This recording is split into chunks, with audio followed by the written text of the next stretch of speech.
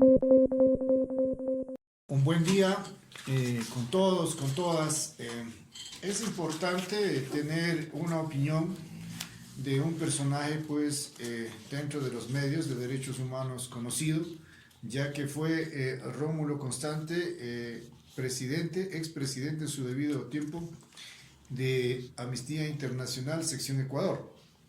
Por lo tanto, conoce a fondo, hablemos así, esta clase de problemas que nos encontramos abocados sobre el abuso de poder, sobre desapariciones forzosas, etcétera. ¿Y esto por qué? Porque hemos tenido una semana bastante virulenta, hablemos así, en el sentido de la presencia de las Fuerzas Armadas conteniendo a manifestantes exclusivamente de las provincias del norte, ¿no? Y entre esas está Imbabura y prácticamente tenemos también las ciudades de Otavalo, que han sido, digamos, el centro, el episodio de estos actos.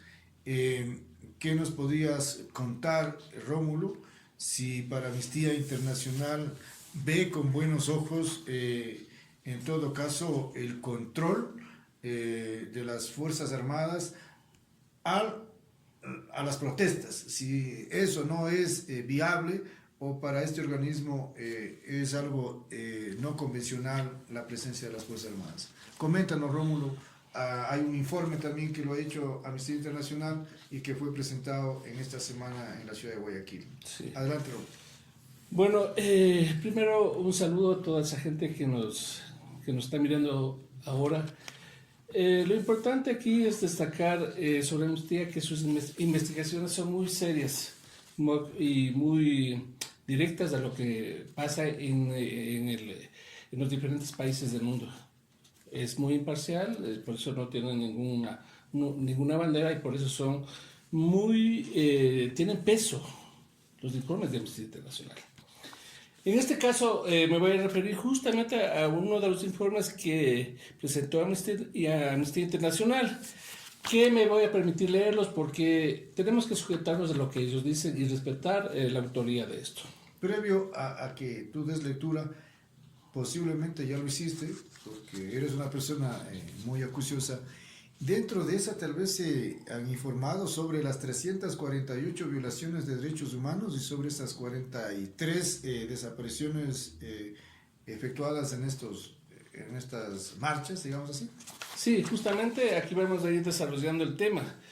Esos desapariciones y actos de violación de derechos humanos se han ido, no son de este momento, son anteriores también, que todavía no han sido resueltos por parte del Estado ecuatoriano.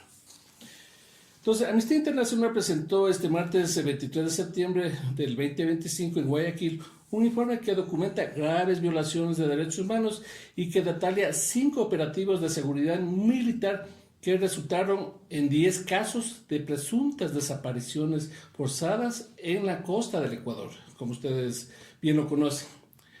La Organización Global de Promoción de Defensa de Derechos Humanos reveló que Fiscalía le confirmó al organismo que tiene abierta 43 causas de desaparición forzada desde el año 2023.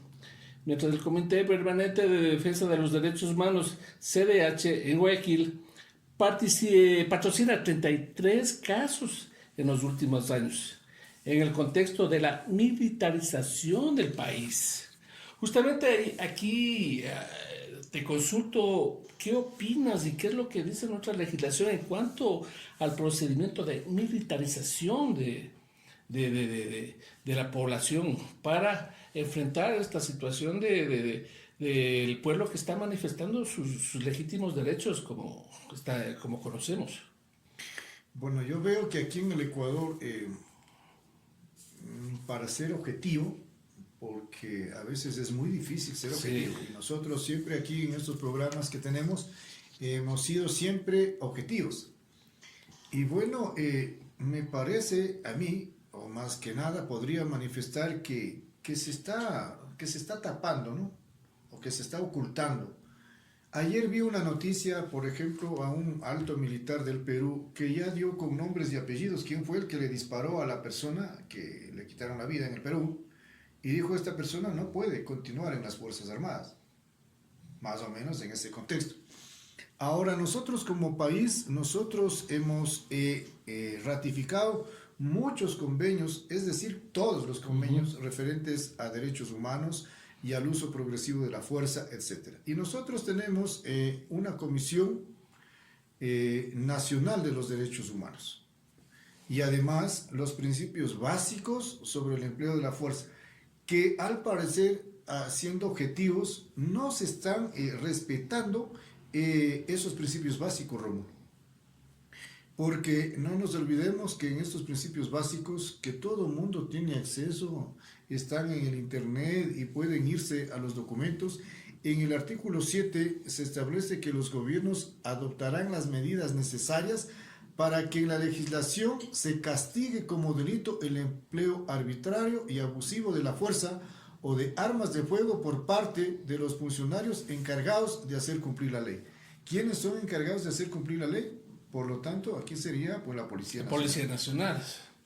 Por otro lado, el artículo 8 se establece que no se podrá invocar circunstancias excepcionales tales como la inestabilidad política interna o cualquier otra situación pública de emergencia para justificar el quebrantamiento de estos principios básicos.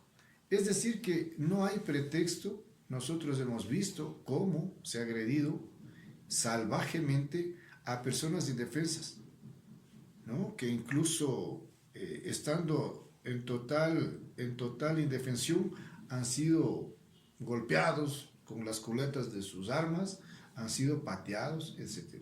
Esto está a la vista de todos, no es necesario que nosotros lo estemos haciendo o defendiendo, más bien dicho, a un lado o a otro lado. Estamos diciendo lo que se ve en el país en este contexto. Y por último, el artículo 26 se ha establecido que los funcionarios encargados de hacer cumplir la ley no podrán alegar obediencia de órdenes superiores si tenían conocimiento de que la orden de emplear la fuerza o el arma de fuego a raíz de la cual se ha ocasionado la muerte o heridas graves de una persona era manifiestamente ilícita y tuvieron la oportunidad razonable de negarse a cumplirla. De cualquier modo, también serán responsables los superiores que dieron las órdenes ilícitas. Entonces, yo pienso que con estos temas y con lo que tú me acabas de leer sobre Amnistía Internacional, el Ecuador próximamente, después de algún tiempo, se verá abocado a ser responsable de varias violaciones a los derechos humanos. Esa es mi lectura que te digo y en el contexto por cuanto así dispone los principios básicos sobre el empleo de la fuerza que son pues evidentemente instrumentos de Naciones Unidas. Continúa, Rómulo. Sí, es importante un poco dar ejemplos y justamente el informe de Amnistía Internacional los contiene. En este sentido dice que el informe titulado "Son militares y yo los vi", frase textual del familiar de una víctima analizada en profundidad 5 casos en la provincia de Esmeraldas, Los Ríos y Guayas, todos ejecutados en el marco de la estrategia de seguridad pública militar impulsada por el presidente Daniel Noboa, según dice el informe. Esto de la seguridad pública militarizada, ¿qué legalidad tiene en el contexto de lo que está sucediendo ahora? ¿Es legal? ¿Es permitido según lo que tú diste lectura a los artículos de esta comisión? Sabes que derechos humanos y todos los instrumentos internacionales han establecido y está establecido a que la sola presencia de las Fuerzas Armadas en las calles ya conlleva un grave riesgo de violación a derechos humanos. Por la preparación que tienen, evidentemente, la sola presencia. No más allá incluso, si solo la presencia de ver aquí andando por las calles personas militarizadas, con armas, con fusiles, a cualquiera se le puede escapar un tiro. Pueden pasar muchas cosas. Ya la sola presencia genera un riesgo a la violación de derechos humanos. Ahora, en cuanto a la acción de los funcionarios públicos, fiscalía, jueces y todo eso, aquí hay un ejemplo muy importante que dice Amnistía Internacional. Leo, son 43 casos abiertos por desaparición forzada y eso muy probablemente es un subregistro, o sea, todavía no hay hay una información real de lo que verdaderamente ha sucedido. Advirtió Piquer, señalando que algunos casos podrían estar clasificados erróneamente como desaparición involuntaria, que es otra cosa, es otra figura, o secuestro. O sea, se está confundiendo las cosas, lo que invisibiliza el verdadero alcance del problema. La investigación revela las enormes barreras que enfrentan los familiares de las víctimas, encabezadas en su mayoría por mujeres, por buscar a sus seres queridos. Y esto sí llama la atención, dice que las indagaciones avanzan con mucha lentitud. Se realizan diligencias y se pierden grabaciones de cámara de seguridad tanto tiempo después de los hechos que ya la evidencia no existe. O sea, desaparecieron evidencias. Señaló Piquer, que es la investigadora. Además, las Fuerzas Armadas no han colaborado en las investigaciones, negando información tanto a los familiares como a la Fiscalía bajo el argumento que es confidencial. Clasificado, denunció Amnistía Internacional. Bueno, realmente es grave lo que está pasando en nuestro país, es muy grave, ¿no? O sea, se ve claramente cómo somos un país tercermundista y por eso nos dicen países tercermundistas, ¿no? Porque no estamos ni en vías de desarrollo y se ve cómo nuestras autoridades ocupan a las Fuerzas Armadas en reprimir a una población. No se ha visto, o sea, nunca se ha visto en este contexto, o sea, y con esa fuerza. Me parece que ahí existe un desconocimiento total que nunca en los instrumentos se ha establecido como algo convencional que las Fuerzas Armadas controlen protestas. Es la policía la encargada. No es normal, no es Cuando normal. se dice que no es convencional y no es convencional dentro de los instrumentos internacionales, es que las Fuerzas Armadas no deben estar en las calles. Y tengo yo algunos amigos y a veces ponen en su estado, ya quiero ir franco, o sea, ya quiero estar con mi familia porque todo el tiempo me tienen ahí, ¿no? Y bueno, ellos están cumpliendo órdenes definitivamente, pero estos son órdenes, como sabemos, ¿no? Órdenes de una persona que emite esas órdenes que de repente pues no tiene la formación adecuada y que eso hace que el accionar de sus miembros sean erráticas y quizá no por desconocimiento, ellos lo pueden conocer todos estos temas, ¿no? Pero existe una orden, pero pienso que ahí tiene que haber alguien que ponga un pare. Claro. No, en ese sentido tú analizaste ese artículo, ¿te acuerdas del último? Ahí justamente está la respuesta de lo que estamos analizando sobre los funcionarios encargados de hacer cumplir la ley.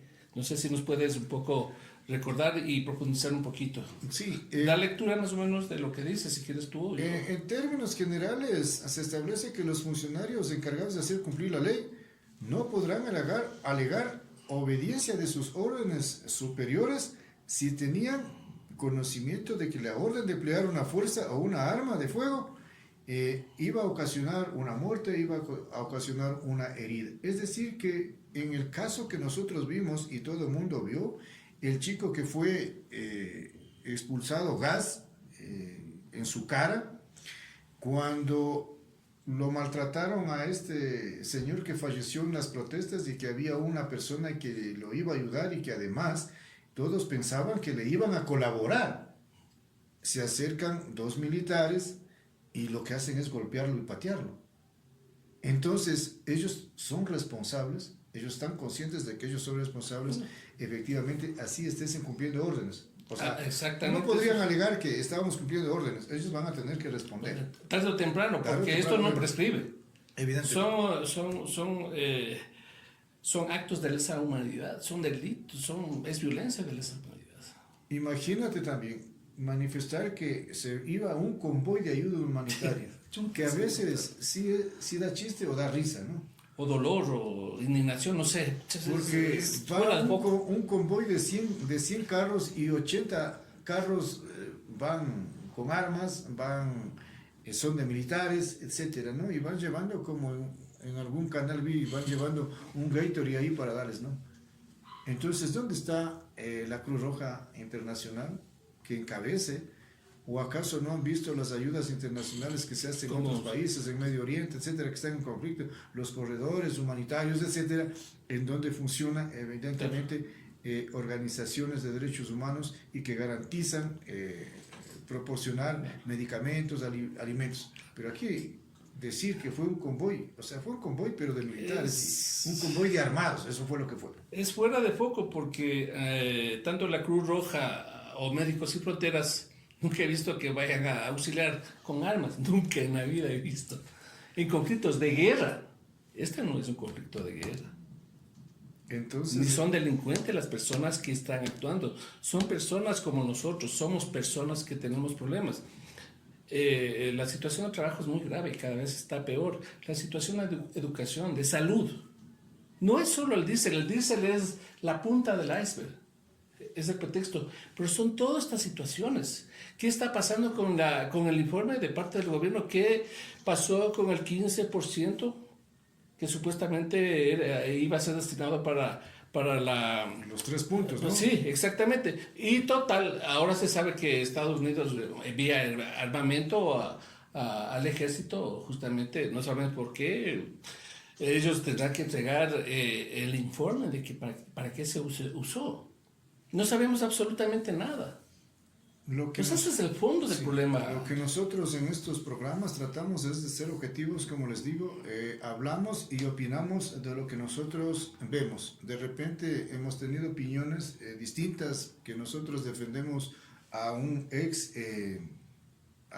ejecutivo de aquí del Estado y que estamos a favor de uno, de A o de B. Nosotros no estamos ni a favor de uno ni a de B. Estamos informando y estamos analizando el contexto actual de lo que nosotros vemos todos los días en nuestros teléfonos, porque uno se levanta y abres el teléfono y lo primero que se ve son las redes sociales indicando videos y exponiendo las realidades que viven en cada espacio. ¿Qué te parece, Guasio?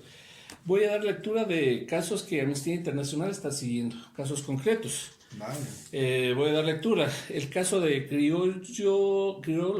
Grigolio Leonardo Minota Nieves, de 35 años de edad. Desapareció el 4 de abril del 2024 en Quinindé Esmeraldas, después de una detención efectuada por militares cuando se encontraba en un taller mecánico arreglando el aire acondicionado de su vehículo. ¿Qué pasó? No sabemos.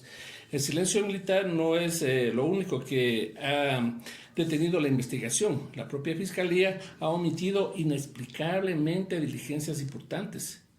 De ese reporte, la familia dice que el registro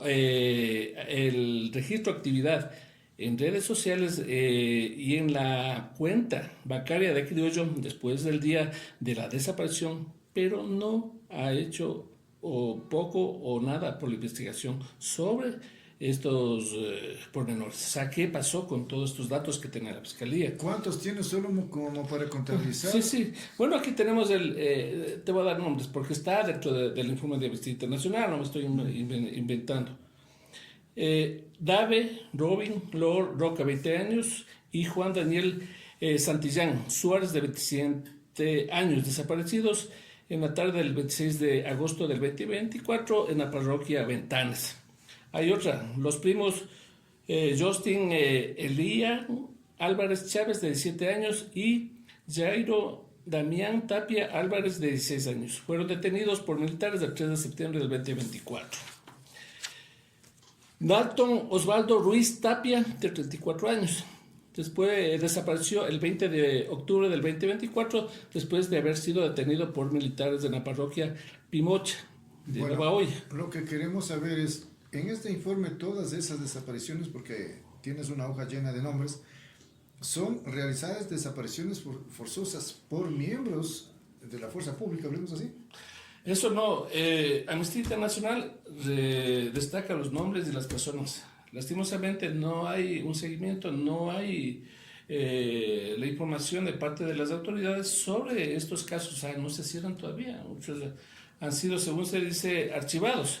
Y el último, que es el más conocido de los otros que hay, solo voy a dar los nombres.